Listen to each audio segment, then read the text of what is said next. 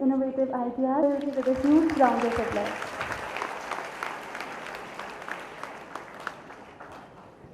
Shri Ajay Sriram, I think one of the most ethical businessmen we have in India today, and a very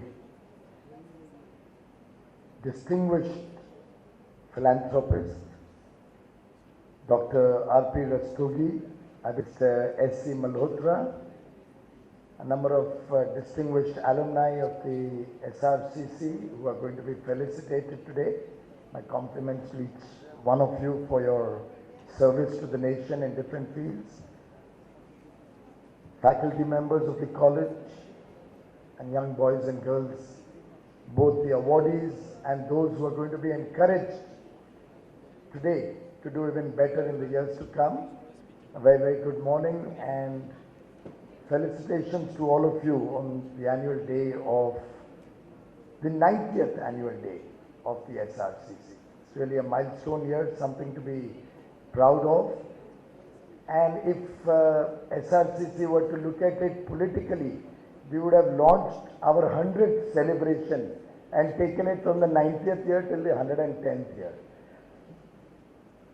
In fact, there are times when we are looking for an excuse to launch a new program, so this could have become a nice decade of celebration.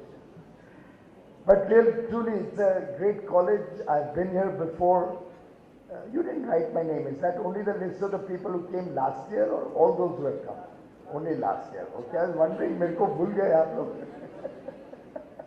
No, I'd come much more than a year ago. But I have very fond memories of my interaction with all of you. Truly a remarkable college. My wife has studied in a neighboring college at Miranda House. She didn't get admission in SRCC because it's 100% cut off. I don't know how anybody can get admission. I doubt very much I would have got admission if I was trying to apply for a seat in SRCC. But clearly, the quality education, the multi-dimensional education that each one of you has been privileged to receive in this hallowed institution is a matter of pride, and I'm sure will hold you all in good stead in the years to come as you embark on the journey of life. I must compliment our young friend Ritanjay Sharma. Congratulations for the World Guinness Record. We are all very proud of you. And my compliments to all the toppers. It's truly a great feeling when you achieve such phenomenal results, when you're being recognized for all the hard work you've put in for several years. And I'm sure each one of you will do the country proud in whichever field, in whichever area of work you will take in going forward. And for those of you who didn't top or who are not going to get awarded today, please look at this only as an encouragement for you to excel, for you to do better in the years to come. And I always find an award ceremony as a great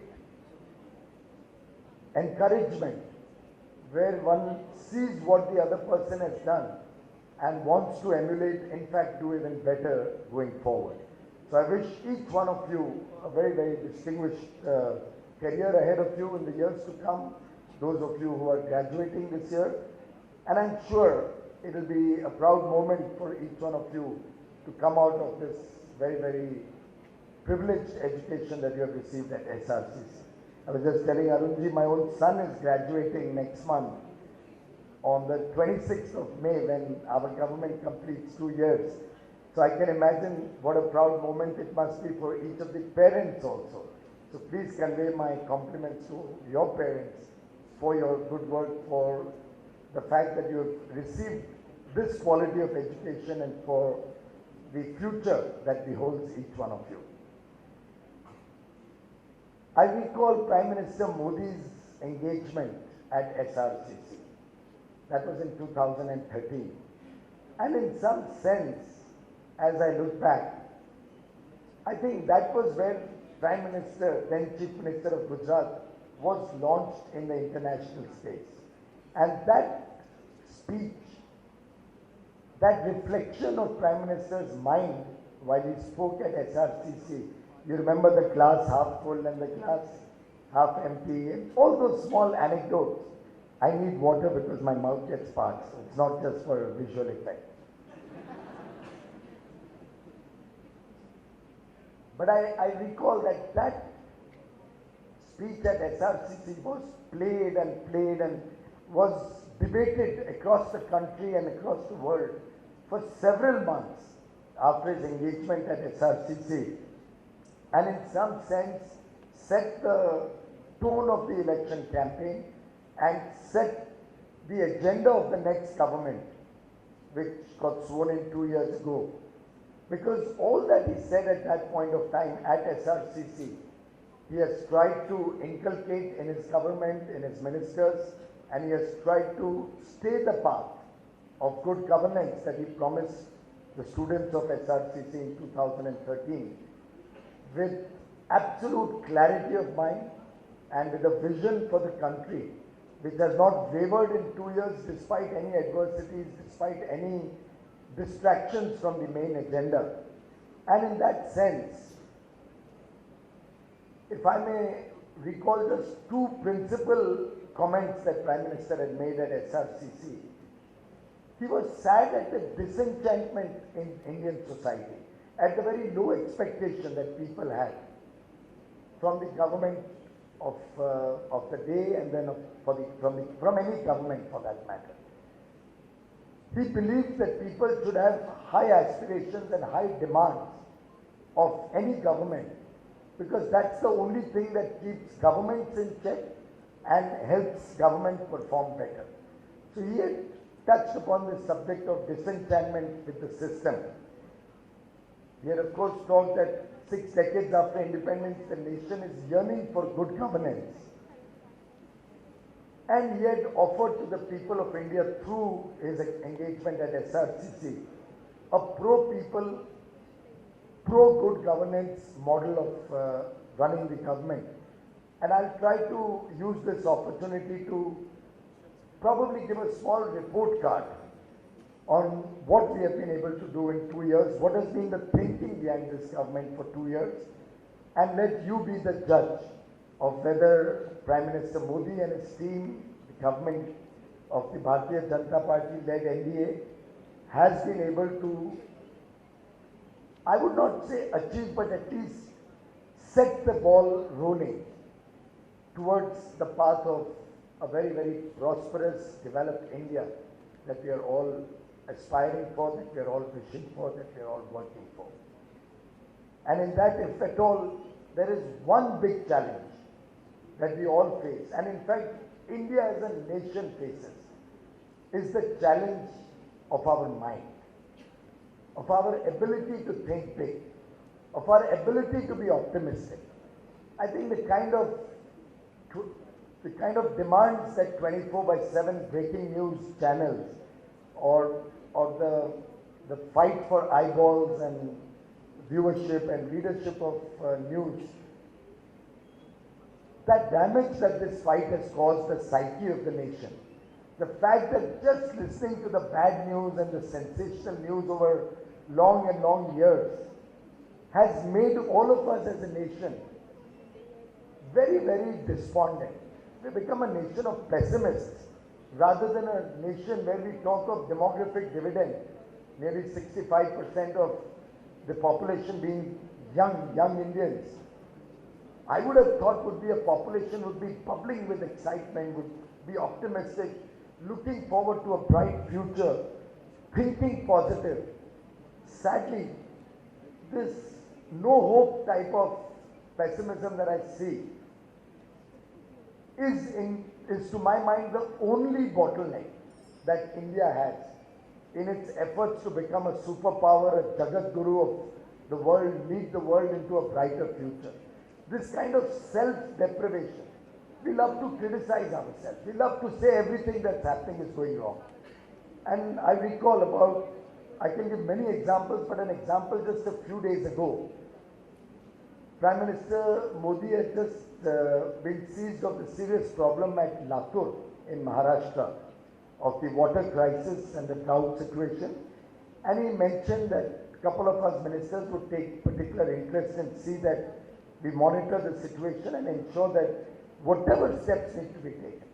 And think out of the box. Don't just necessarily put water into a tanker and take it to Latur. Think out of the box and come up with a solution to the problem. I had gone back to report to him, and I was mentioning to him all the steps that we thought of taking and what we are working on.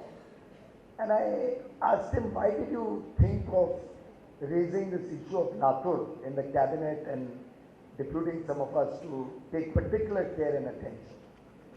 While we all knew that Mr. Devendra Fadnavis, very dynamic and charismatic leader of Maharashtra, the Chief Minister, is already seized of the problem and is addressing it.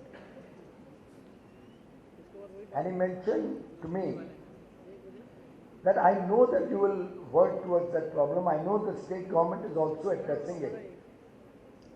But sadly, the narrative is not going to be about any of these good steps.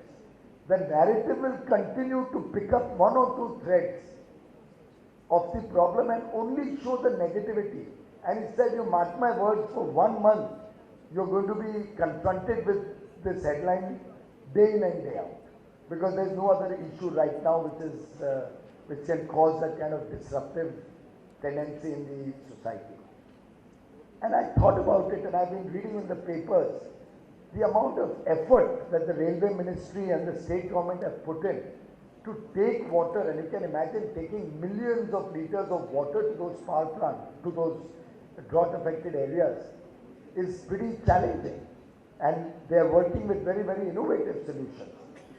But the news about the good work, if at all there is any, by and large, I don't think, has any of you really read any significantly about the number of trains that are carrying large quantities of water to the parched areas of Latur? There's hardly any mention. But while the problem was there, you had front page headlines screaming about the problem. And I've been appealing to friends in the media that out of 24 hours, at least give 1 hour of positive news, give 1 hour of good news. इतने बड़े देश में 125 करोड़ लोगों का देश है, उसमें मृत्युंजय की न्यूज को शायद 2-3 मिनट तो मिल सकते हैं, if not more.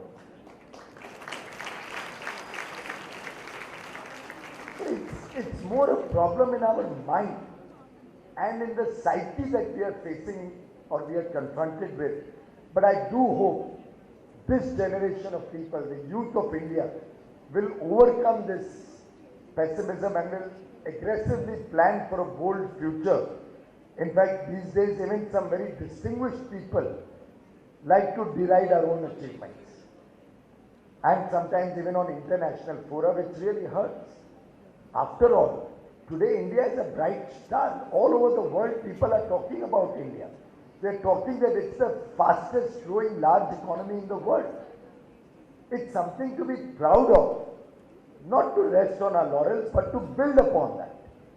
But it's certainly not something to belittle or to even make fun of and try to reflect that as if we have not done anything great. Just, you don't have to necessarily play to the galleries, particularly of the Western world, and feel sad that we have been able to do better than the West. I think it's something each one of us should be proud of, and we should go very strong and bold and aggressive when it comes to talking about the goodness of India, about the power of India, about the ability of India to do better in the years to come and to show the world our strengths, while also, and I genuinely believe that India has the capacity to lead the world rather than follow the world.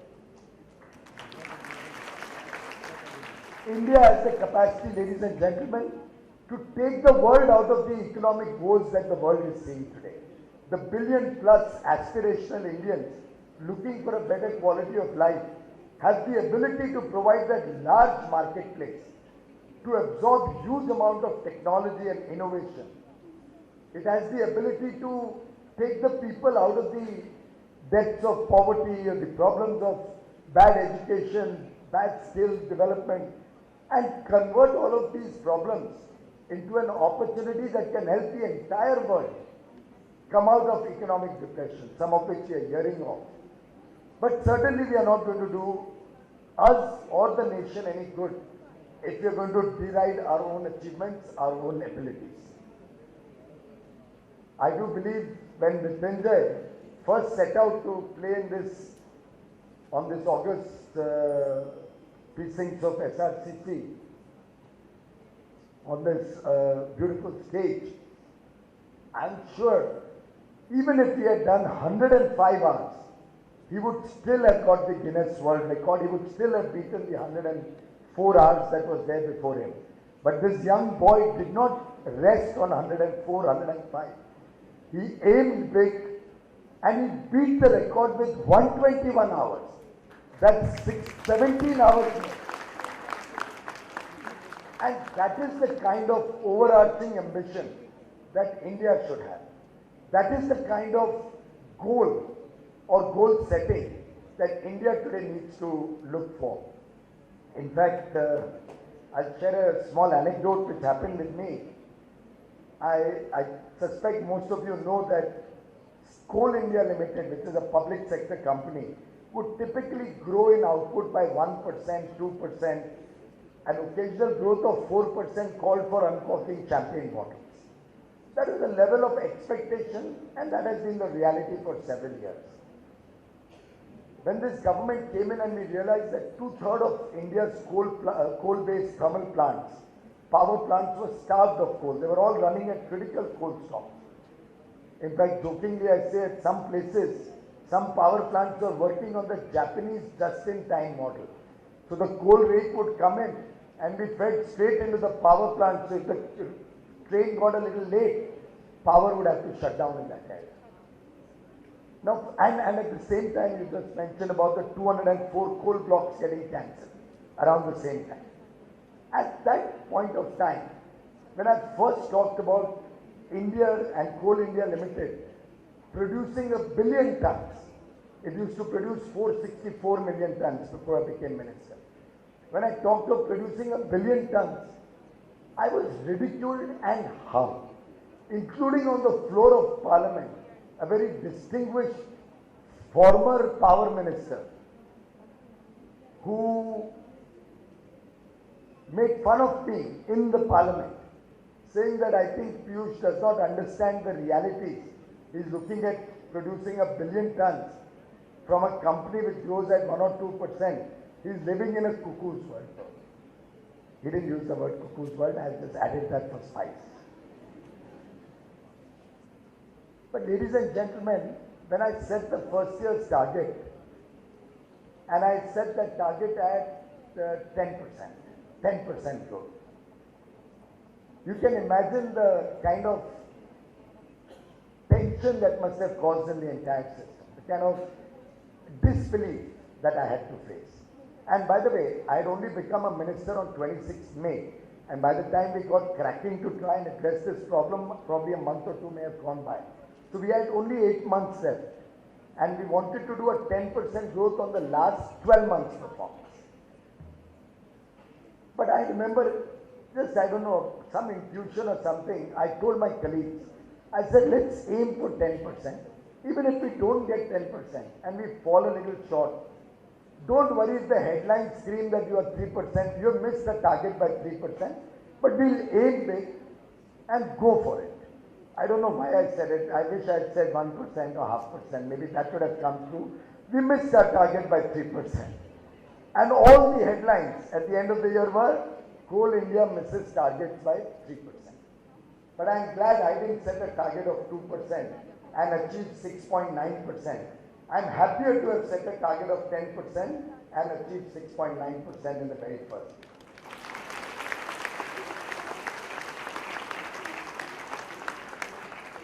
Second year has been a reverse problem, by the way. I'll just take one more minute on it.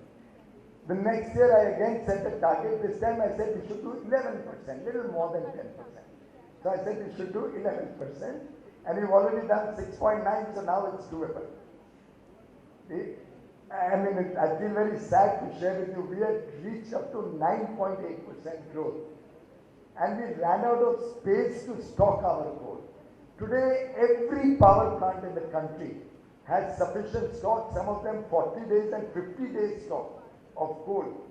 At an average, the entire country has 25 days stock in the thermal power plant and about 40 days stock at the pit heads. So we have so much coal that despite all my prodding and pleading, my coal official said, "Sir, aag lag jayegi, hum log sab jel jayenge." And we had to bring down coal production in the last 3 months, last quarter, and we ended the year at only 8.6%.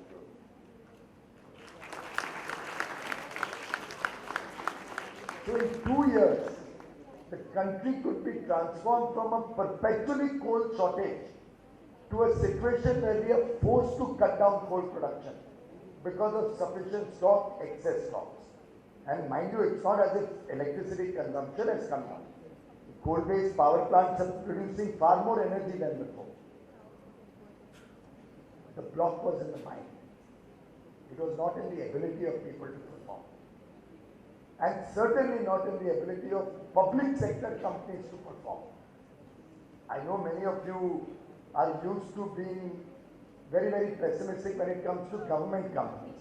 I was reading an article probably yesterday or today also that there are so many loss-making PSUs and whatnot.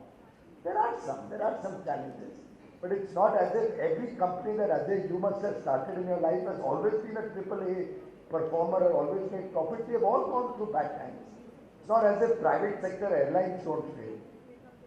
It's not as if steel companies run by probably the best names in India don't fail or have to sell out in distress. It can happen to anybody.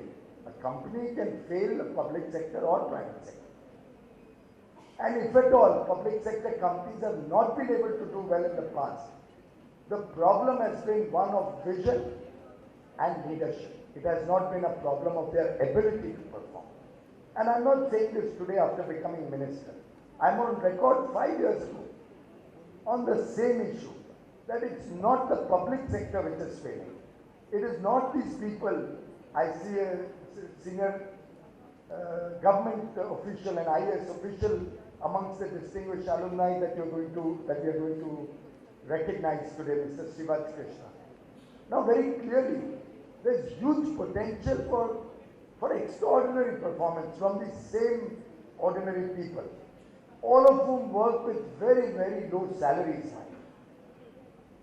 We all keep talking about whether MPs should get a few rupees more or less, but we don't realize that the amount of work that is expected of a public servant, of a public representative, of a government servant will also have to be commensurate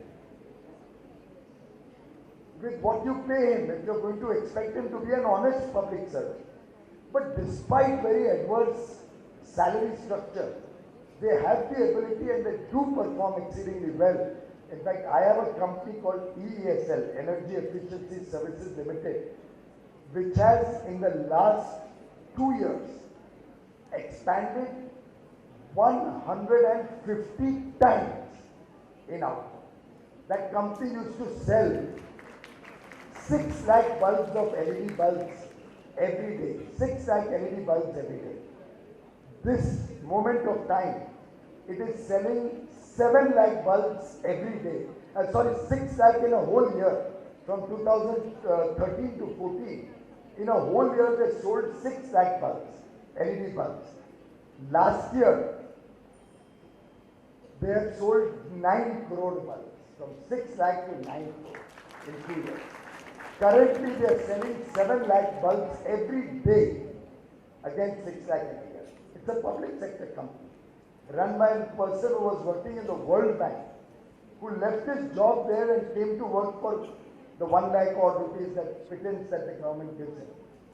But he came with a desire to serve the motherland.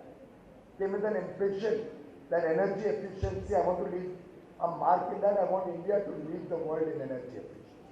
That's the true potential of India.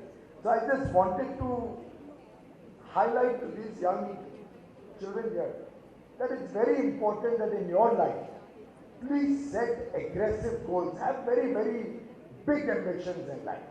Don't settle for the ordinary. Don't settle for the laissez-faire. Don't be a jugadu or chalta hai person. Look for excellence in whichever field each one of you may choose to go to. And I have no doubt that it is all of you sitting in this room and all your friends across the education sphere who are going to schools and colleges, who are going to lead India in the next few years to become a world power, a superpower, and find India the rightful place in the comity of nations that we deserve.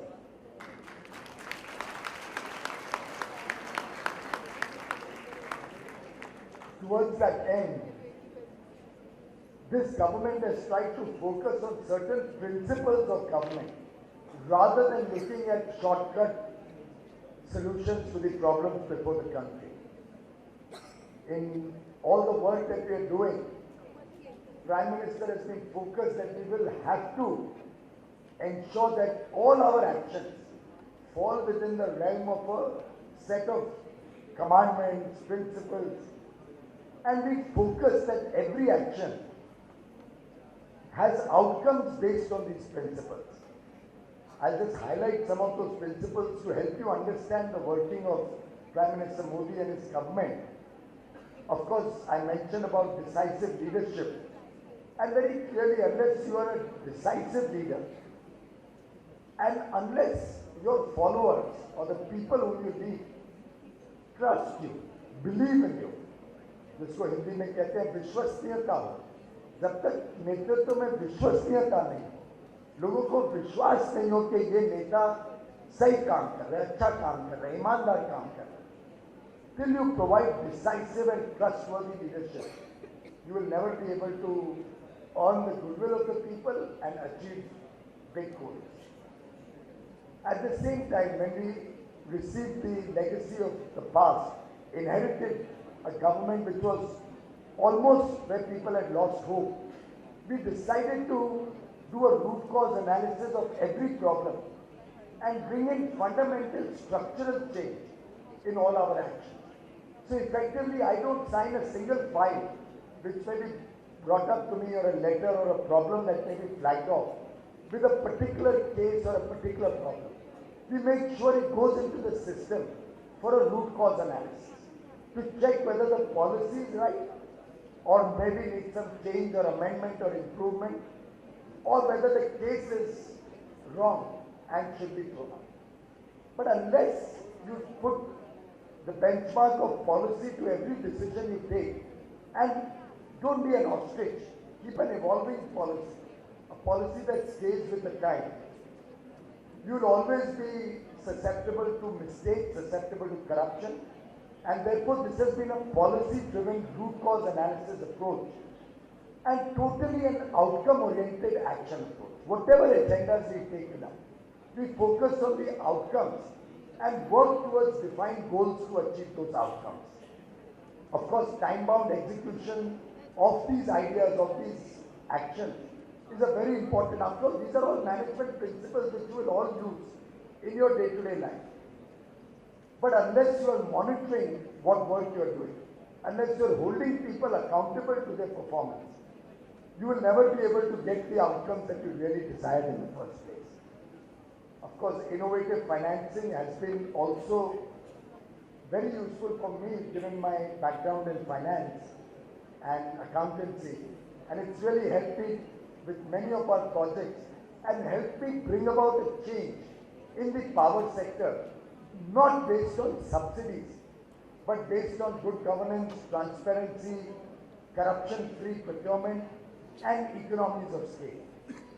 So it's very much possible if one was to plan for a country of 1 billion plus people to scale, to bring down costs, just like we did in the LED procurement. The erstwhile government 2 years ago would procure an LED bulb of 7 watts for 310 rupees. Today, we procure a 9-watt bulb with 30% more illumination at 54 rupees 90 paisa, 83% down. It's very much possible. We didn't do anything new.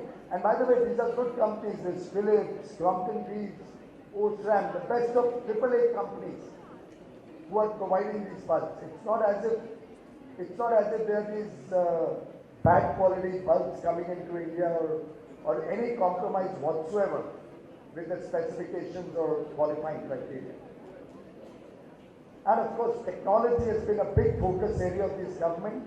Using these principles, I believe there is huge and immense ability to change, to bring in change in this country. We focus our efforts on what needs to be done for farmers and their distress, what needs to be done to encourage entrepreneurship and bring in change and encourage people to go in for self-employment, create new technology-driven solutions to the problems of the country. And all of these projects have helped us reach out for a sustainable future for the people of India. We are not looking at the short-term gain. We are looking for sustainable long-term development. Some of the questions that you asked me, sir, about the three questions that Ajay you asked me, frankly, in the initial phases, it was these principles which helped me develop the change in mindset, give confidence to my colleagues that we can do it. And we can see a coal surplus, a power surplus, a country which resets its targets of renewable energy from 20 gigawatts of solar power to 100 gigawatt of solar power by 2022. In fact, we probably achieved 20 gigs by next year itself, which was earlier to be done by 2020. And all of this at prices which are very sustainable, very affordable. So I think it was more a question of having a focus on your outcomes, having principles on which you will run your work, and ensuring that you bring in confidence in your people that we can do it. Of course, Uday has been a success only because it was a win-win for all stakeholders. Most of the policies that we've taken out have been in consultation with all stakeholders, be they consumers, states, discoms, banks, everybody. And the idea is that as you develop programs with the cooperation and support of all stakeholders, it becomes possible to earn their trust, develop win-win solutions, which can then go to serve the people. So in fact, the Ujjwal Discom Assurance Yojana Uday, which I believe is the most comprehensive power sector reforms ever undertaken, is a voluntary scheme. We are not forcing it down the states. Despite that, almost all the states in the country have joined in. Some others will join in after the election. So it's very much possible if you have trust, if people can trust you and you trust the people, that you can come up with win-win solutions for all beneficiaries, all the people of India. And your third question, how confident am I that Uday will be successful? I can reassure you, and I can reassure every student and every distinguished person in this room today, that Uday is bound to succeed. And I say that with confidence because I know that every element of Uday only goes to reduce costs, only goes to improve efficiency and effectiveness of government companies. It only goes to expand the availability of power for the people of India. Our goal was to provide 24/7 affordable energy, affordable power to every citizen in this country by 2022. In fact, now, 2 years into government, I am confident that by 2019, everybody in this country will have the benefit of 24/7 affordable energy in a sustainable manner for years and years to come. And I see India growing in the years on the strength of all of you and with your blessings and support. I see India growing at double digit for decades and decades to come, taking us into that new sphere, making India probably one of the most powerful economic superpowers in this country, one of the most powerful countries.